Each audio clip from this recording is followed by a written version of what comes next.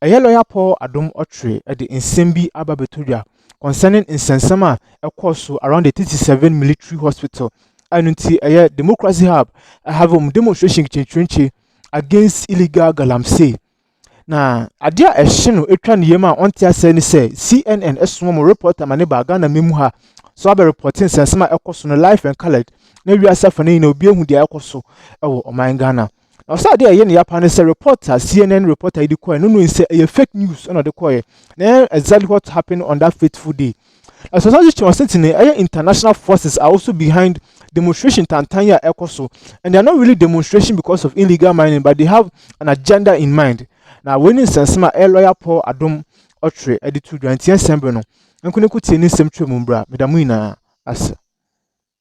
Get to that in a minute. See this first video about how the concern that the police began to have about the demonstration. How we say we have sent because we have engaged with the police and asked them that why are you abusing the rights of people? Why are you arresting a pregnant woman? The police said there's absolutely no truth in that.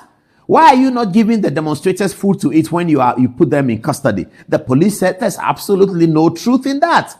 Why is it that when demonstrators say that they are unwell, they want to go to hospital, why do you refuse it? The police say there's absolutely no truth in that. So media, as all of us, must also begin to verify the things that these people say, because these are not innocent demonstrators. Some of them have tremendous political ambition, and some of them are being asked by politicians to do what they are doing. We must be able to see through that. It's election time.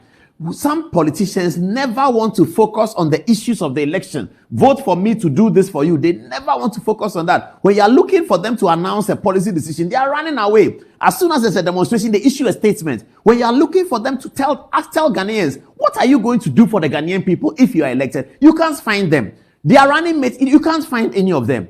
As soon as there's something, then they come and issue a statement about the something. And they don't even tell us what their policy on galamsey is. What are the policy directions of galamsey for the political parties? So what worries me as a journalist is that I don't like political parties who are not alive to their responsibility of telling the Ghanaian people how their country will work in the future. And then they just want to take advantage of something, even go to the extent of creating those things. That's the problem I have. See this video now. Crossing these 37 streets.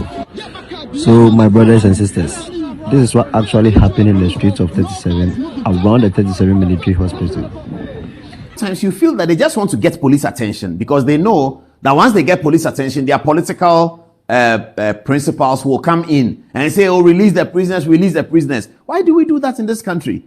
We've been holding demonstrations forever. The 1992 Constitution guarantees the rights of assembly and demonstrations. The High Court decision in MPP versus IGP has set out how demonstrations are organized. Look at what they are doing. Look at some of these. Look at some of these things. I mean, nobody's human rights should be abused. But viewers, look at this. And they deliberately do this because they want police to arrest them. And then some politician will come and say, because it's 2 months to election, if it's next year, February, and you do this, nobody's going to mind you. And they know that. And they have been asked by politicians to do some of these things. That's the problem. This is fundamentally the problem that we are engaging with. So look at what they are doing. Yeah, this is Oliver, whatever his name is. And he went to remove the police car key so that he will be arrested.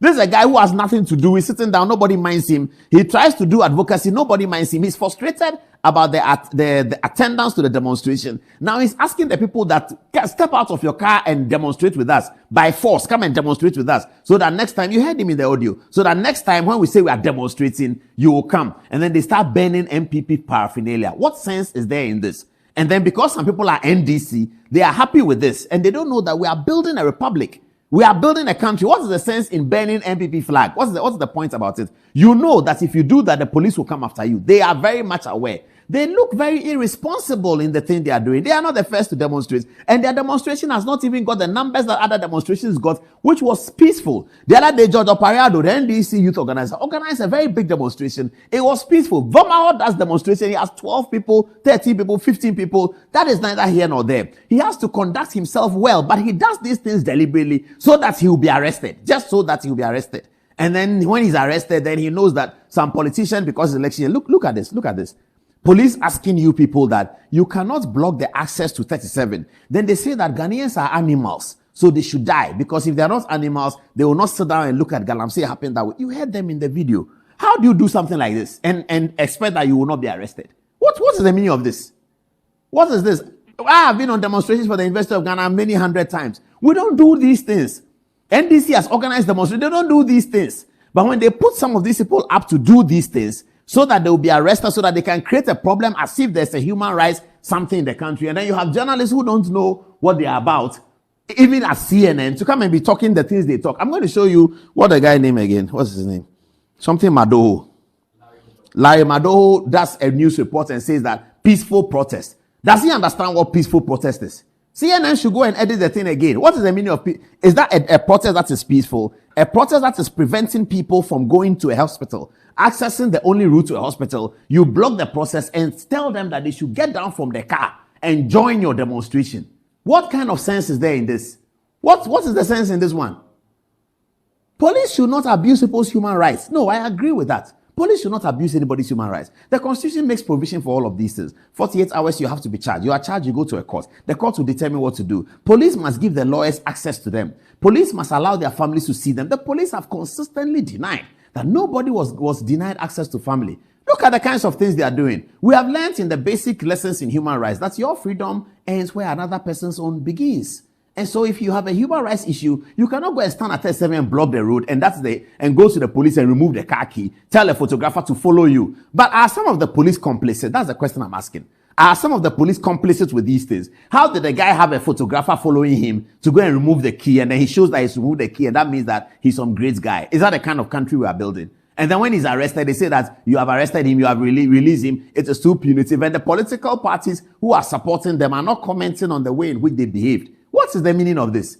Because there's election. The election will come and go, and then everybody will see that Ghanaians cannot be fooled anymore. You have to tell them what you do for them. That's how they'll vote for you. Ghanaians are not going to vote for you because you are orchestrating. Those days have gone, because now there's so much education in the system. Free SHS has been running for so many years now, and there's a lot of people in Ghana who are educated. They understand these propaganda tricks and evil methods that you just want to create problems so you win election. When the election results are published, we will know that Ghanaians no longer do that. So political parties will shape themselves up in the future to know that, look, you want to win election in Ghana, you have to tell the people what you do for them.